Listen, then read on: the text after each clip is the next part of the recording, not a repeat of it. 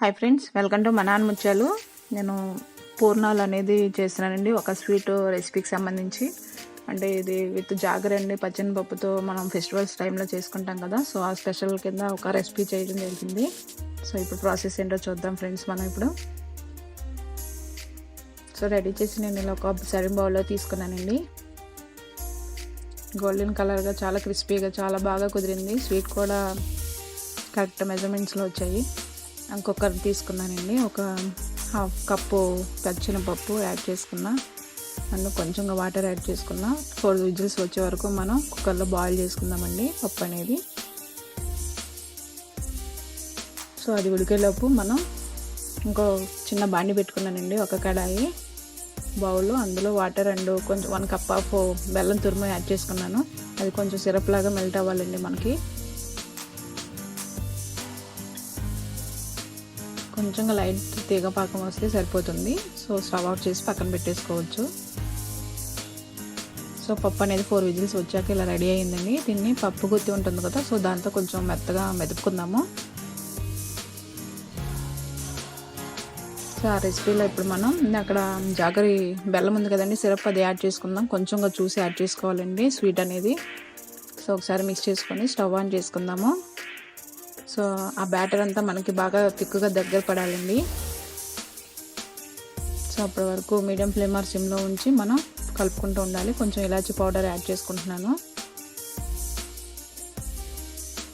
ఇలా దగ్గర పడే వరకు కలుపుకోవాలండి. మనకి బాల్స్ లాగా చక్కగా రావాలి, అంత తిక్కుగా అయితే బాగుంటుంది.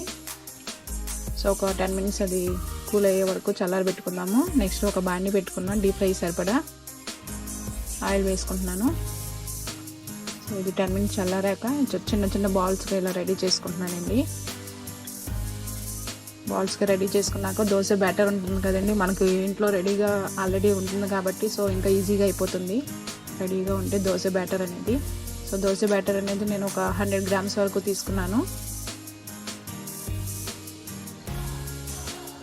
బియ్యం అండ్ మినపప్పు మీకు తెలిసిందే, 4 అవర్స్ ముందు వేసుకున్న మనం మిక్సీలో ఈజీగా అయిపోతుంది.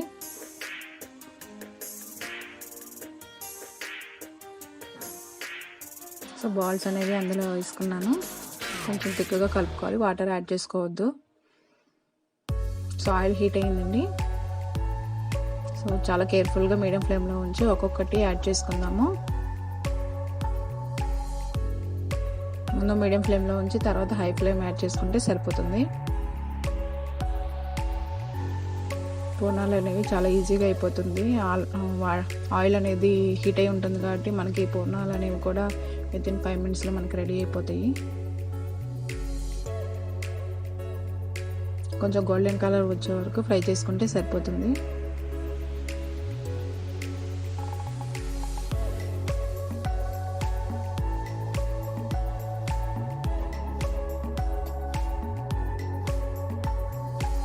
స్వీట్ కూడా కరెక్ట్ మెజర్మెంట్లో కుదిరింది, చక్కగా వచ్చింది పర్ఫెక్ట్గా.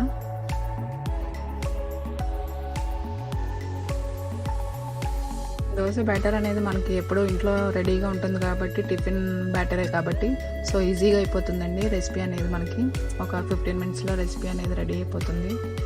ఈవినింగ్ టైంలో స్నాక్ కింద కూడా చేసుకోవచ్చు. ఇలాంటివి పిల్లలు చాలా ఇష్టంగా తింటారు.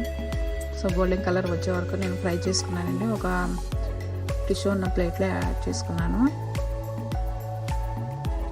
సో ఇట్లా సర్వింగ్ బౌల్లో తీసుకొని అడిషనల్గా తీసుకున్నానండి. Okay, thanks friends, thanks for watching మన ఆనిముత్యాలు.